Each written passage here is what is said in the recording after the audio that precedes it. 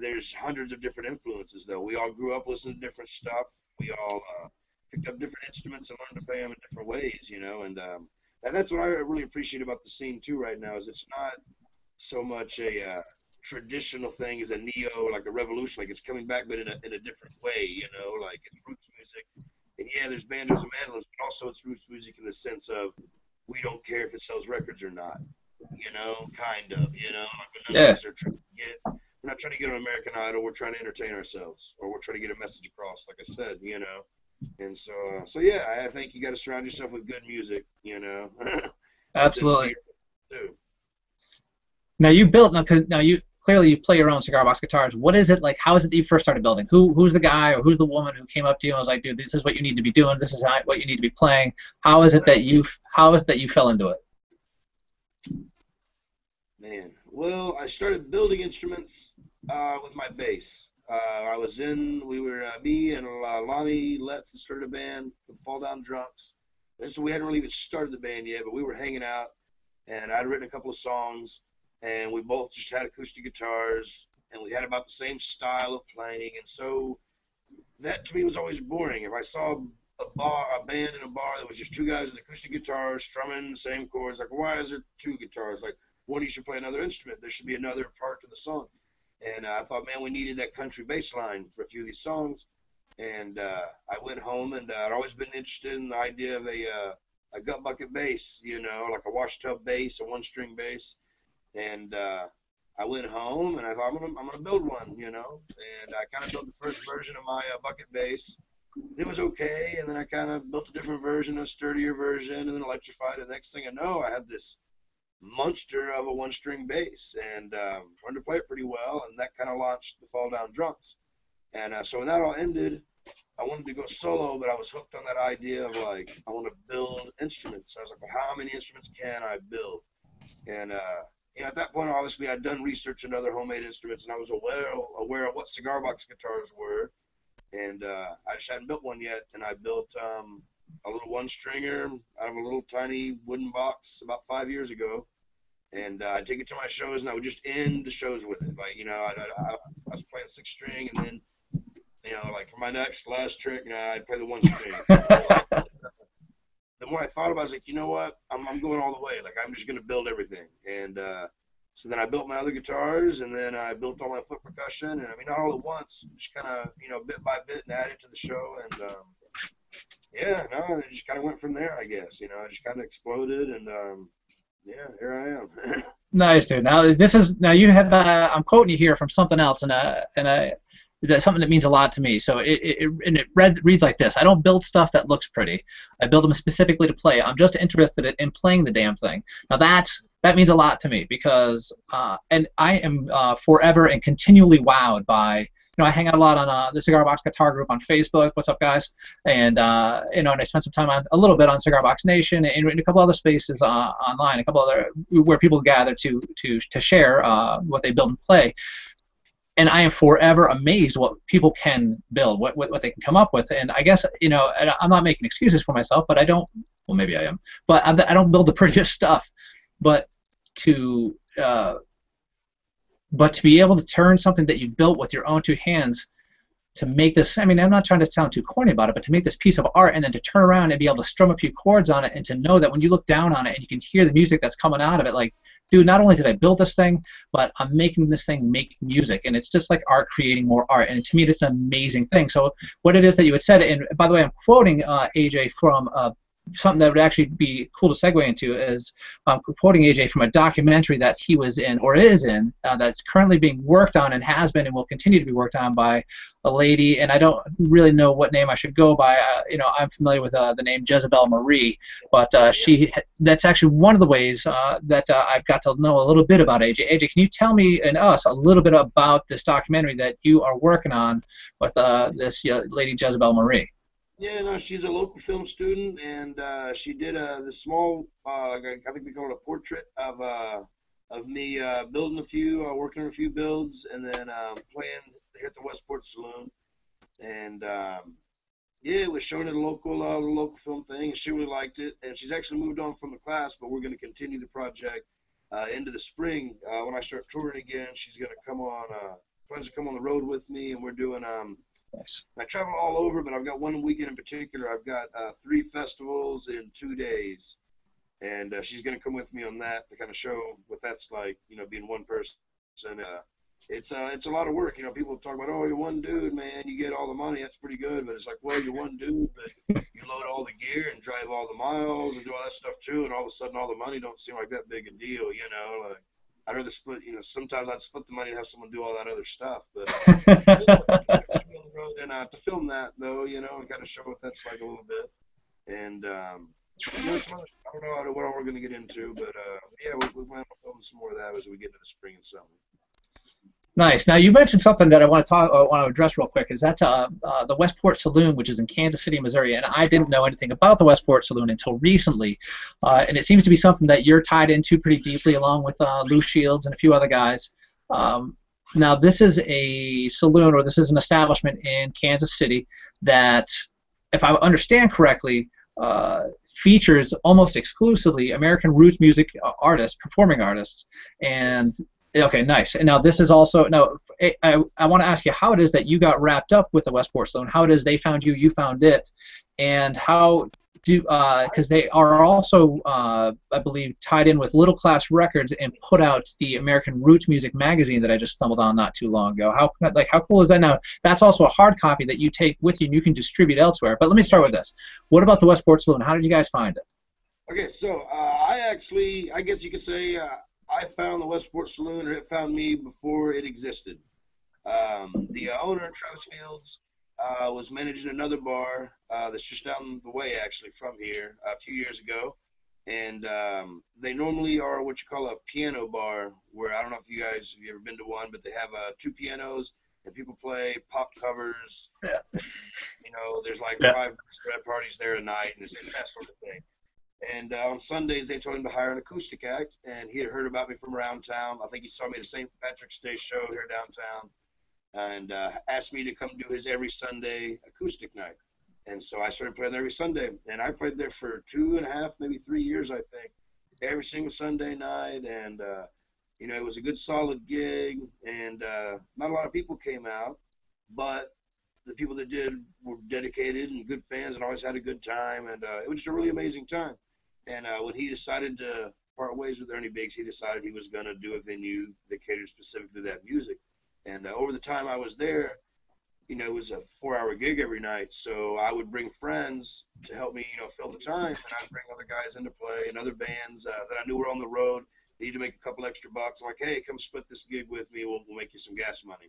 And so when he moved over, a lot of those bands and all those connections made there, that's kind of where the Westport Saloon come from. A bar became available a couple of doors down, and Travis bought it, and that's kind of where we are now. He remodeled the inside, took the jukebox out because they don't want no top 40 music, and now we cater exclusively to local and traveling roots bands, and it's a pretty awesome place. It's definitely my home. All right, part of the reason that really speaks to me is that you're talking about 2 guys, I think you said Tracy, and this guy Jody Hendricks that I've met, who ran or runs Little Class Records, and they're the 2 that came up with together. They produced American Roots magazine, which I believe is there are hard copies of it, although there's a free downloadable PDF. Is there are also hard copies of it that you the artists yourselves bring to other locations to basically spread the word of American Roots music. And part of what speaks to me about that is this sense of community that goes along with what it is, like the style of music that you're in and the things that we do with builders and players and just even individuals who appreciate what it is that you're producing. Like that's a huge thing. How is it that community has basically changed or not changed, but shaped your perspective of what it is that we and that specifically you do? Well, it just shows that you don't have to wait around for the whole make it big thing to be a success if you have that community to work off of. If you have other bands that are willing to share what they've learned as far as contacts on the road and how to kind of go out there and be successful, then it taught me that this is an achievable thing. When you see what other bands are doing, you're like, oh man, that's really cool. Like you played how many states this year? Well, I want to go do that, and we help each other out. We help each other get shows. We help each other get down the road. And without that community, like there's no way that you'd have all this music getting spread around the way it is. Nice. Now, you're talking about being on the road, and actually, I want to take a moment here to quote you again, and that is, let's see where I got this somewhere. Oh, okay, here we go. Now, you had said also in the documentary that Jezebel Marie has done with you, or is doing with you, that you had said, write what you know, and you're talking about writing for music. Write what you know. I know about drinking, I know about partying, I know about traveling, and I know about getting homesick and heartache. And something that's, I mean, first of all, that really speaks to me, not because necessarily that, you know, each and everything that you're talking about is something that everyone can relate to. It's just that they're working metaphors for the rest of life. There's something about each of those things that in the stories that you tell, in the music that you play, in the songs that you write, that can speak to somebody about what it is that they have personally experienced or lived through. Now, something that specifically you had spoken about or had mentioned was traveling. And since you are a one-man band and you have to tour and you have to play out in order to make a living and in order to spread, in order to promote, yourself, to keep spreading the word, you do have to do a lot of traveling. How is it that that's affected you? I mean, in other words, how does it affect your focus on creating art? How does it affect your productivity in making more art, whether it be building instruments or whether it be writing more music? And when you're on the road, do you feel that sometimes if you're out long enough, let's say you take a long trip to Europe, do you feel as if that you lose sight of your home in Kansas or excuse me in Missouri, and that your home then becomes the road, or do you feel as if like you get so much heartache you just can't wait to get off the road after a certain time? You just want to be back to where it is that you know. It is like I want to travel more than I do always, and I travel a lot. You do want to come back and have some sense of home for a little while, but I tell you, most times I'm here 3 days and I can leave again. Like no matter how long, there's definitely those drives where that last hour you're just like, just get there. I can't wait to be at home in my own bed, at home, and you get there and 3 days later you're ready to go. I don't think so much the time on the road makes me lose focus of what I'm doing artistically, creatively. I feel like the time I spend booking all the shows on the road is what beats me down. I don't like spending time just staring at my laptop and sending hundreds of emails that, I tell people for every 10 emails you send trying to find a gig in a town, you're lucky if one responds, and then you're lucky if the date's open, and if you get paid decent, then that was all a miracle. It all worked out. And you've got to book 20 shows in a row sometimes. And so that's a big strain on me, as far as like, how the road affects me. Now, the miles or being out on the road, like traveling, like I that's what I want to do. I live for that stuff. Like, it's a simpler life. If all I have to do is wake up and figure out where am I at and what time do I have to be a place to play a show, and that's kind of the ultimate, goal of your day. You got to do laundry every couple of days. You got to eat a couple of times a day, and the rest of the time you're just behind the windshield, and I like it there. So, With all that work, I mean, now because that is a lot of work to be traveling and playing that much, and like you said, you're a one-man band, you're booking your own gigs, you're doing everything yourself. How is it that you find the time then to produce, to put out? I'm looking at my notes here. You got 1, 2, 3, 4 or 5 albums in 4 years. Most of them with yourself, one with another person. I think you had mentioned earlier being with. There's an album called 13 Shots with the Fall Down Drums. That was an album that you had done with a friend of yours when you would. First, or not when you first started, but when you were playing with another guy. But as a one-man band, if I'm looking at this correctly, and forgive me for reciting text here, but I'm looking at an album called Half Lit and Wholehearted in 2012, Temptation Blues in 2013, Homemade in 2013, and Live at the Westport Saloon in 2014 with a new single also early in the year in 2014. How is it that you can find the time to produce all that music and still tour? I don't know. I mean, it didn't seem like a lot to me, I guess. I try to record 10 songs a year on average. Temptation is just a single, by the way, but I try to do 10 songs recorded a year on average. I'll probably write maybe 20. But it's not like I organize it that way. It's just that tends to be the average. And I don't know. I'm just always kind of writing. And to say writing is even the wrong word. I mean, I don't write them down. A lot of them, a lot of the simpler songs, like the just drinking tunes. I mean, those just kind of come to me, and I kind of memorize them, and I'll play with and write. I'll come up with another little line or two, and now the more complex ones, like I've been trying to write, I don't know, you always want to be getting more complex and better at what you do. So I've been trying to write better songs, and lately I feel like I don't write as much as I should, but I'm writing songs I'm taking a lot more time to write. You know, like I've got songs that I haven't played out yet. Like typically, I come up with a song, and 3 days later I'm playing it on stage, and I might not be good at it yet, but whatever, it's got to get out there. You know what I mean? I got to get material, and lately I've got songs that I've been working on a lot longer, and I haven't played out at all. You know, and I'm ready for that stuff. Like, you know, I'm gonna start. I've been recording those one at a time. You know. Now, like, would you? I don't know if you're familiar with this, and I'm not that familiar with this world, but like stand-up comics work out their material on stage. So they need to go someplace like to an open mic or to a venue where they can work out their material on stage, and they find out what people like, you know, and they go home, they revamp it, and they keep reworking stuff based on, you know, how people react to their material. Do you find that you need to put everything down pat, make sure that you have this like you got everything worked out perfectly before you present it live, or do you like to work stuff like you're talking about your songwriting? Do you like to work it out on stage as well? A little bit of both. I definitely improvise with songs. You know, like if a song's working, I'll play it a little bit longer. I'll put a little, you know, extra something in it. I don't work with a set list. I do often start and end every night with the same song. That's more of a superstitious thing than anything. And yeah, I don't like to work with a set list. You know, lyrically, I think you have to have your lyrics memorized. I hear that excuse from a lot of guys who come up to you and they're like, "Man, you're really great. I wish I could do that. I just can't memorize any songs." I'm like, "Well, do you ever look away from the paper it's written on?" You know, like, no, you gotta commit yourself to this. So that's the thing. Like, I do try to, you know, memorize, but at the same time, man, when you're playing every night, I get bored hearing me. So you got to change stuff up. Stuff has to change, you know. Yeah, dude. Nice. Do you now?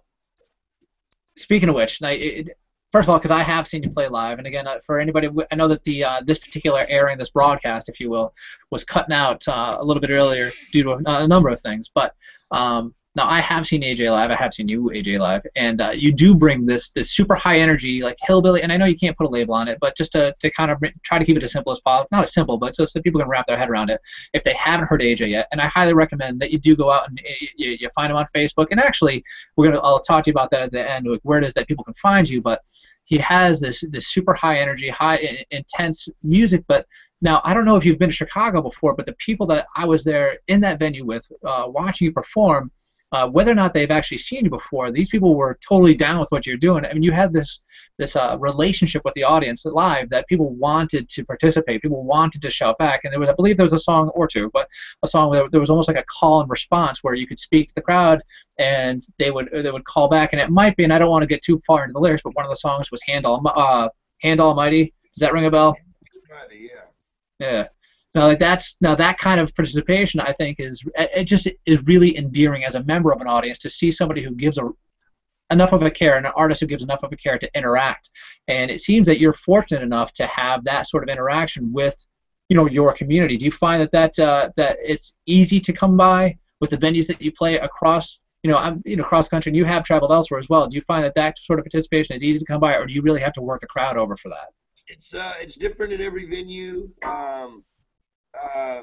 I definitely I see a wide variance. You know, the folks there at the Chicago Cigar Box Festival are an amazing group of music lovers. They're great, responsive people, and I've come to friend a lot of them. And they are, man. They really truly love it, and they know how to act at a music show, how to show some support, and they know how to interact, and they truly enjoy being there. That being said, you know, you play a lot of bars that are sports bars, or they're bars that aren't used to seeing live music. And while it isn't that they don't want to hear you, they just don't know how to react or how to, you know. And so it's different, you know. There's some nights that I play all night and I don't get a bit of interaction out of the audience.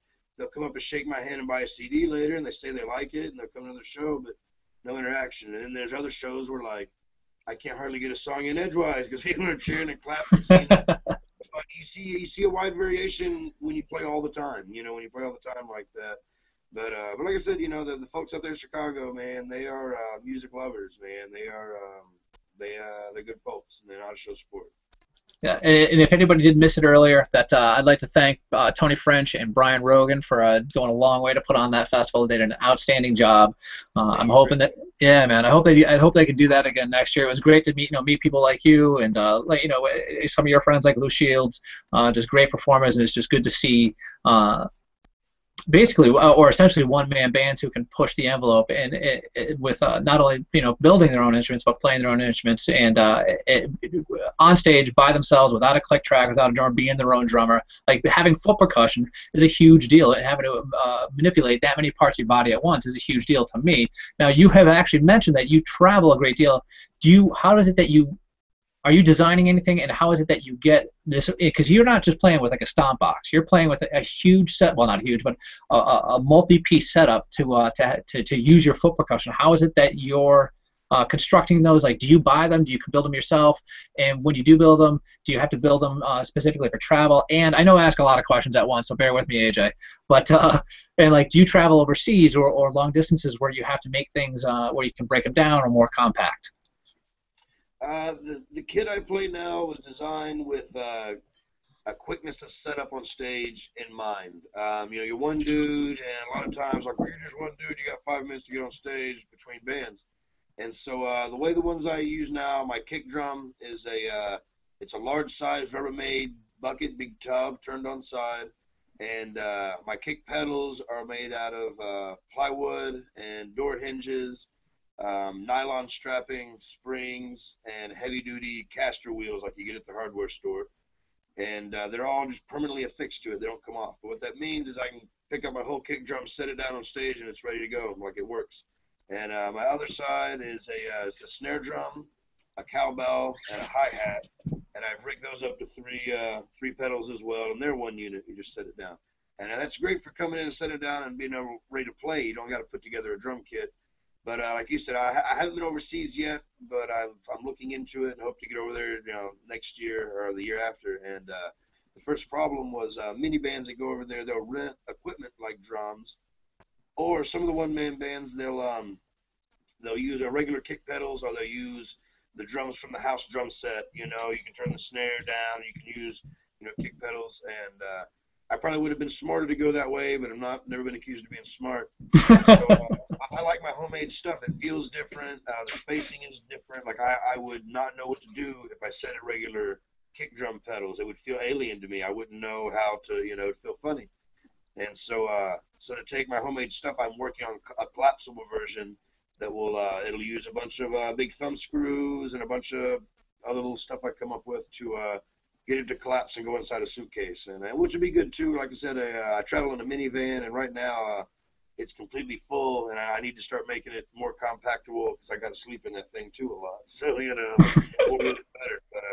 But yeah, no, I prefer just making them homemade myself. It's kind of a pain, to haul them all around, but at least I know how it's going to work and perform every night. If you rely on the house drum set, in my mind anyway, if you rely on the house drum set, then you could get there, and it could not feel or work like yours, and it can put you off time. And when I'm already doing so many different things at once, like one thing being an inch off can make everything go, what I mean? Everything feels funny now. Everything feels funny. It didn't mean, but I'm weird. So. No. Now, how do you get it? Like, I'm a big deal when I part of how it is that I learned to do things. I'm not saying this applies to everybody, but it's for lack of a better word, I really don't know what it's called. It's like experiential learning. Like, I need to learn by throwing as much spaghetti against the wall and seeing how much sticks. So I learn, very with a lot of bumps and bruises, with a lot of difficulty. Is that how, like, your approach, like when you're building your own foot percussion, is that how that you have to approach things? You just have to keep trying, or are you drawing up designs? You find the designs, but this is basically something that you're creating for yourself. And like, how much going into it do you have to design, or how much are you just diving in and like failing forward and learning from your mistakes? I was told once that there's two types of people when it comes to learning and doing stuff. That there's the type of person that when it was a certain subject, they wanted to learn every single thing they could about that subject before they tried to apply that knowledge in the real world. And then there was people that wanted I just need this point, this point, and this point to achieve what I'm trying to achieve.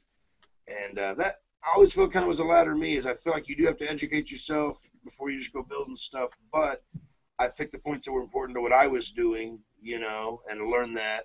and then proceeded. So I definitely was some trial and error. Some things broke, you know, but nothing broke on stage ever. You know what I mean? Like I put stuff through its, you know, I put stuff through its paces before I decided it was a performable instrument. You know, that I was going to trust it. But yeah, no, definitely some trial and error and just kind of learning. But when you learn something is a good method, then you repeat that. You know, and that's been the key for me is like. When something worked, don't forget that it worked. Like, don't abandon that. Like, you know, base your builds on what worked on your last build, and if something doesn't work, figure out why. You know. Have you ever broken back out your on stage? Because I didn't see it in Chicago, but have you ever broken back out on stage like that wash tub bass or a gut bucket? And how nasty does it treat your hands? Because from what I understand, strumming on those things is brutal on your fingers. Yeah, no, it is. You know, I don't have that set of calluses anymore, so I mean, it'll hurt a little bit, but you know, like I said, when I played it regularly, I had spots on my hands that just kept bleeding. Like, you know, there were spots that just never quite healed because I played it for several hours every night. And I said, no, it doesn't really bother me that much unless I play it for a lot, and then my hand will get a little tingly, a little numb. It's mostly the slapping that's the problem. Like the string doesn't bother my fingers. I don't hardly have feeling in the ends of them anymore, anyways. But the slapping against the wood, and that was the thing when I built it. A lot of those gut bucket basses don't have a fretboard to smack against, and you're just moving the handle, you know, to get your notes. I built that one specifically. It's got a block of 2x4s at the bottom that your hand slaps against, and I have a pickup in the 2x4s to get that wood block noise, and so you get the thump and the string hitting back against it and your hand, and because it was the percussion in the drums before I had the foot drums, like that was the percussion item, you know, like I had to do it, you know, there.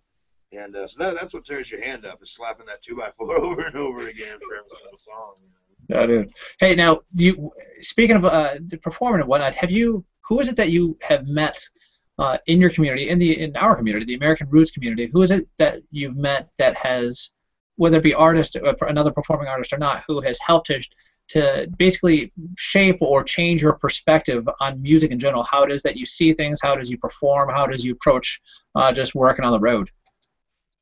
I mean, everybody I meet has an influence. Early on, the first band I met that was touring completely independently was the Calamity Cubes. I was when I first started kind of playing a little bit and getting out, someone heard me and was like, oh, you ought to check these guys out. And I did, and I became a fan. And we approached them after a show one night, went and saw the show. I was like, hey, we really like what you do, and could we ever open for you? You know, could we ever do a show together? And they were real cool about it. Like, yeah, let's do a show. We did, and that kind of like led to us meeting some of the other bands they knew, and they told us they'd been just traveling in a minivan for 3 years and playing shows and not working day jobs, and you know, just playing music as a band. And I was like, so you guys are on a label? And no, not on a label. They're just doing it independently just because they want to. And I didn't really know anyone was doing that at the time. Like, I was kind of unaware, and they were kind of my introduction to that whole scene. So, you know, they were a huge influence as far as me deciding to go after it full on, you know. And then along the way, just you meet a lot of bands that are huge influences. I mean, Loose Shields, great DIY guy. I love the way he goes about it. CWION is super impressive to me, man. Like, that guy, his timing, like, definitely influenced me to step up my drum game, right? You know, I definitely want to do, you know, everyone you meet, like, influences you in some way, one way or the other, you know. Yeah, nice. Now, if you don't mind, I think that you have a few instruments with you. Would you mind just giving a one or two of them a strum for us while we're still live on the broadcast? I'd be happy to.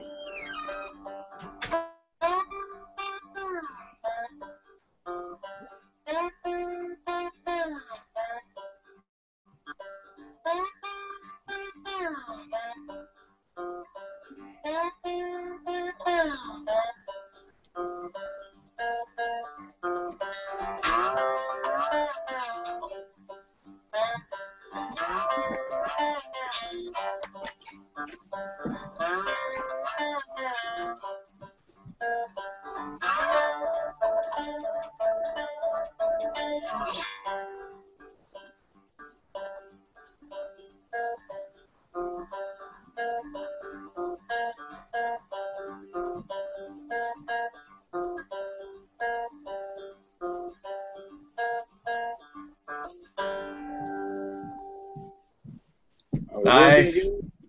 Yeah, yeah, dude, you're back on track, my man. Yeah. That's awesome. Very good. I appreciate you taking the time to do this and sticking with me and sticking with us for a I don't few more know. minutes. I wish my technology was up to par, man. I don't know what's going on. Dude, that's like we said, like low on tech, high on hillbilly, so it's all good. Now, you got something now you got something in particular that you want to throw out there for us to check out? A little performing? Excuse me? Oh, as Now, far as shows, you mean? well, I do want you to plug your shows, and I do want you to plug where people can find you online and on social media. However, do you got one more tune there you want to Oh, throw our yeah. way? Yeah. We'll swap up. Yeah, pardon me. I'm off guard. Let me get this tuned up a little bit here.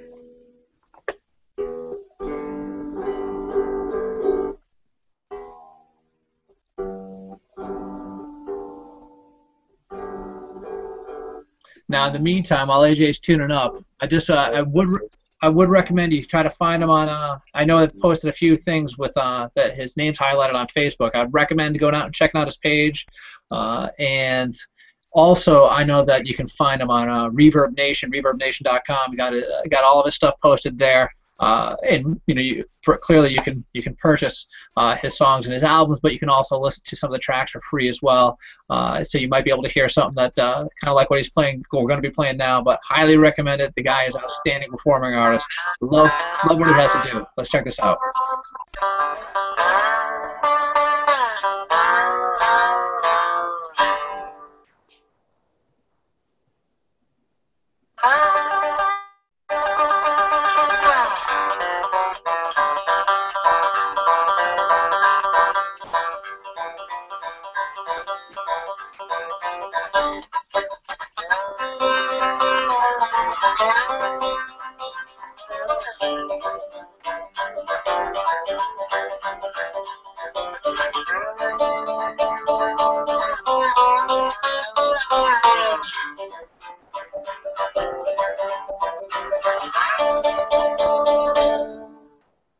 I drink my bird from the turkey, drink my water from the tap. Well, I drink my bird from the turkey, drink my water from the tap. And I can live on that highway like it's my natural habitat.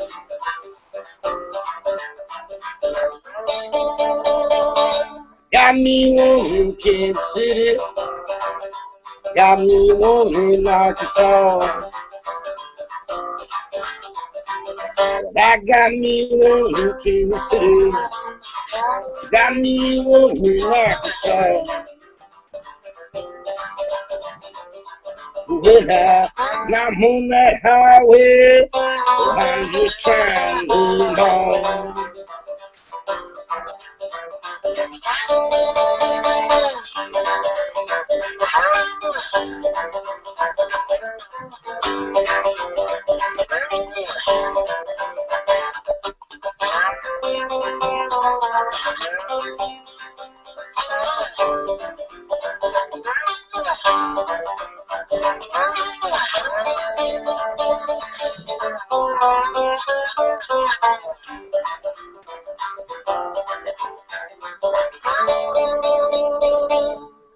Well, don't you ask me no question, I won't tell you no lie. Don't you ask me no question, I won't tell you no lie. When I stay out my business, girl, and I won't need no alibi.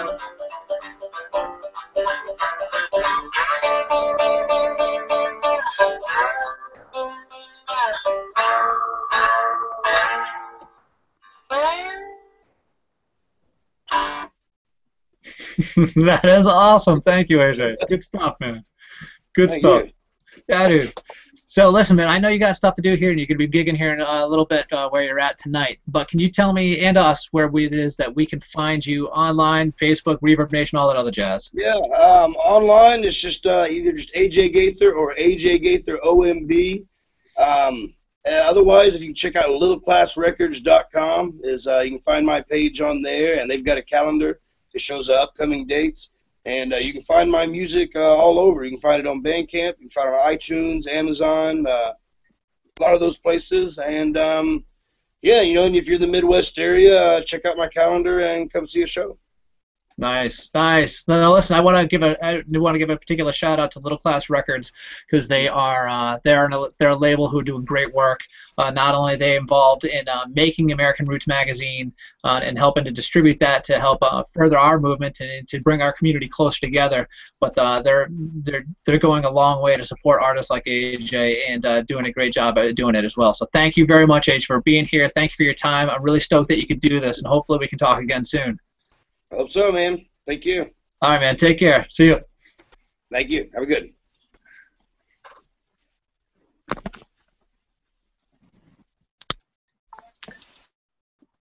All right. For anybody who's still with me, man, thank you very much for checking this out. I had a great time talking to AJ. I hope that you got a little bit of entertainment up in there, and I hope you got to know AJ a little bit better. AJ's a great performing artist, and he's doing a great thing by getting out there and just making people happy, making relatable music, storytelling, and playing some great stuff. Builds his own instruments, builds, you know, with his foot percussion, his guitars, and it's just great to know that there's people out there who they care about our community and are willing to participate on this level with me. I mean, who am I, right? And make themselves available for our consumption so that we can learn a little bit about them and hear about them. So thank you very much for joining me. And until the next time, hopefully we can get the kinks worked out so that the next time we do this, things go a little bit more smoothly. But I think that we learned quite a bit here. And also one thing I've learned is to say a little bit less. All right, until the next time, I'll talk to you guys later. See ya.